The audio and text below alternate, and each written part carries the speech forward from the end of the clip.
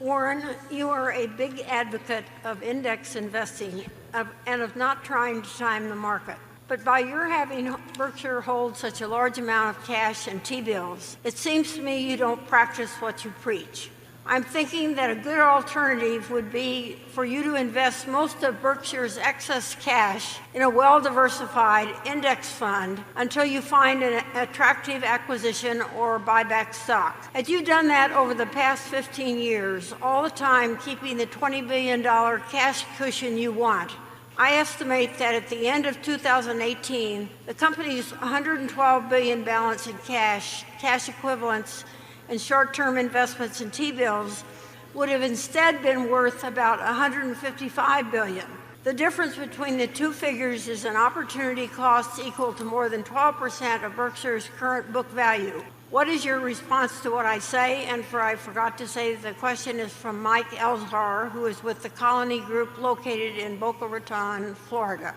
It's a perfectly decent question, and I wouldn't quarrel with the numbers. And I would say that is an alternative, for example, that my successor may wish to employ, because on balance, I would rather own an index fund than carry treasury bills. I would say that if we'd instituted that policy in 2007 or 8, we might have been in a different position in terms of our ability to move late in 2008 or 2009. So it has certain execution problems with hundreds of billions of dollars than it does if you were having a similar policy with $1 billion or $2 billion or something of the sort. But it's perfectly rational observation, and certainly looking back on 10 years of a bull market, it really jumps out at you. But I would argue that if you were working smaller numbers, it would make a lot of sense. And if we're working with large numbers, it might well make sense in the future at Berkshire to operate that way. We committed $10 billion a week ago, and there are conditions under which they're not remote, they're not likely in any given week or month or year, but there are conditions under which we could spend $100 billion very, very quickly.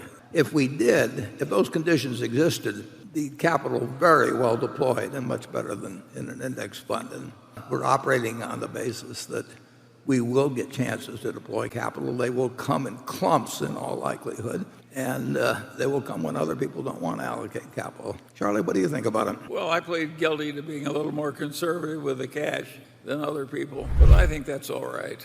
We could have put all the money into a lot of securities that would have done better than the S&P with 20/20 hindsight. Remember, we had all that extra cash all that period if something had come along in the way of opportunities and so on. I don't think it's a sin to be a little strong on cash when you're as big a company as we are.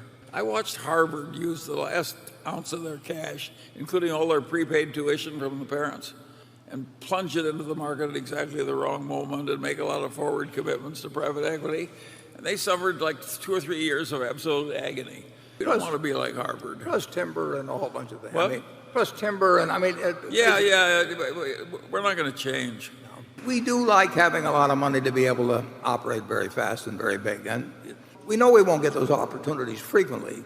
I don't think, certainly, in the next 20 or 30 years, there'll be 2 or 3 times when it'll be raining gold and all you have to do is go outside. We don't know when they will happen, and we have a lot of money to commit. And I would say that if you told me I had to either carry short-term treasury bills or have index funds and just let that money be invested in America generally, I would take the index funds. But we still have hopes. And the one thing you should very definitely understand about Berkshire is that we run the business in a way that we think is consistent with serving shareholders who have virtually all of their net worth in Berkshire. I happen to be in that position myself, but I would do it that way under any circumstances. We have a lot of people who trust us, really have disproportionate amounts of Berkshire compared to their net worth if you were to follow standard investment procedures. And we want to make money for everybody, but we want to make very, very sure that we don't lose permanently money